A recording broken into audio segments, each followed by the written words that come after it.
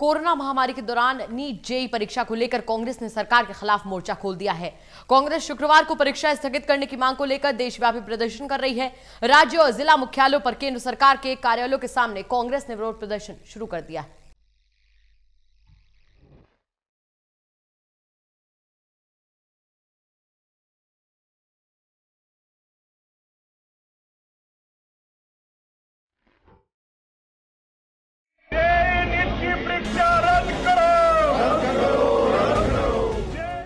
JEE NEET परीक्षा को लेकर शुरू हुआ विवाद थमने का नाम नहीं ले रहा है। इस परीक्षा के आयोजन के फैसले को लेकर कांग्रेस ने केंद्र सरकार के खिलाफ देशव्यापी प्रदर्शन किया। हरियाणा के जिला मुख्यालयों में कांग्रेस ने विरोध प्रदर्शन किया।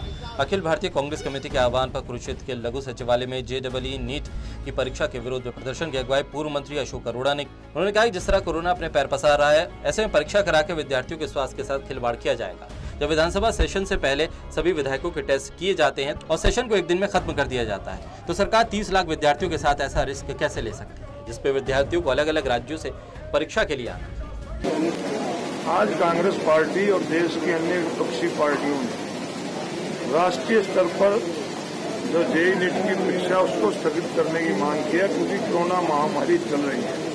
इसमें छात्रों को खतरा इस बात का भी हो सकता है कि कहीं ना कहीं उनके कोरोना पीड़ित न हो। बच्चों के भविष्य का सवाल है, बच्चों की जान का सवाल है। एक तरफ तो हरियाणा प्रदेश की सरकार विधानसभा का सत्र बुलाती है, उसमें सभी विधायकों का, सभी अधिकारियों का, कर्मचारियों का कोरोना टेस्ट करवा कर उसके अंदर जाने को कहा जाता है, और उसके बावजूद भी 18 का जिनका कोरोना नेगेटिव टेस्ट आया था उनको विधानसभा परिसर में जाने दिया गया, और उसके बावजूद भी सिर्फ 3 घंटे केवल औपचारिकता पूरी करके विधानसभा का स्तर स्थगित कर दिया गया।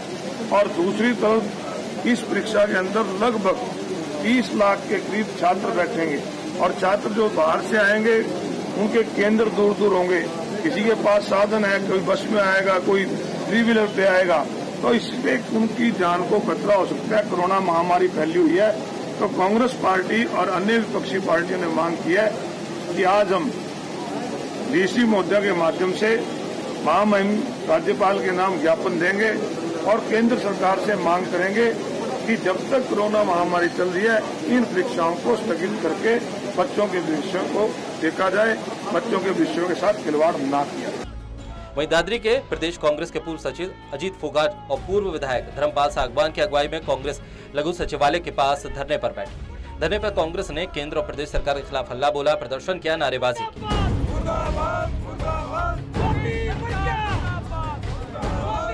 कांग्रेस ने केंद्र सरकार से नेट और जेईई की परीक्षा को वर्तमान संक्रमण को ध्यान में रखते हुए स्थगित करने की मांग की। उन्होंने कहा कि प्रदेश में फिलहाल कोरोना महामारी का तांडव है और देश में आए दिन हजारों लोग संक्रमित हो रहे हैं, लोगों की मृत्यु हो रही है, लेकिन फिर भी केंद्र सरकार नेट और जेईई की परीक्षा आयोजित करवा के देश के युवाओं का जीवन खतरे में डाल रही है।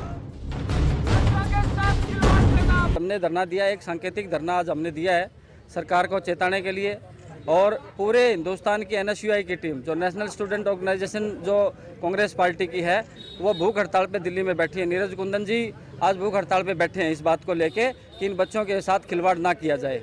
आज कोरोना महामारी के अंदर जिस प्रकार से सावधानियां बरती जा रही हैं, उन सावधानियां को बरतने के बावजूद देश का गृह मंत्री जो सबसे महफूज एक महकमा माना जाता है, जो दूसरों को भी महफूज करने का जिम्मा एक गृह मंत्री का होता है, वो भी आज इस कोरोना की चपेट में है। अमित शाह जी इस कोरोना की चपेट में है, माननीय मुख्यमंत्री जी कोरोना की चपेट में है, और तमाम मंत्री और तमाम विधायक भाजपा के, जहां आज विधानसभा के सत्र को भी नाम मात्र का सत्र कर दिया गया है, उस नाम मात्र के सत्र के बावजूद इन सारी बातों को देखते हुए भी ये परीक्षा करने पे उतारू हैं। इसका कड़ा विरोध हम करते हैं, कड़ी निंदा हम करते हैं कि इस प्रकार की परीक्षा ना कराएं, ताकि बच्चों के साथ, इनके भविष्य के साथ खिलवाड़ ना हो।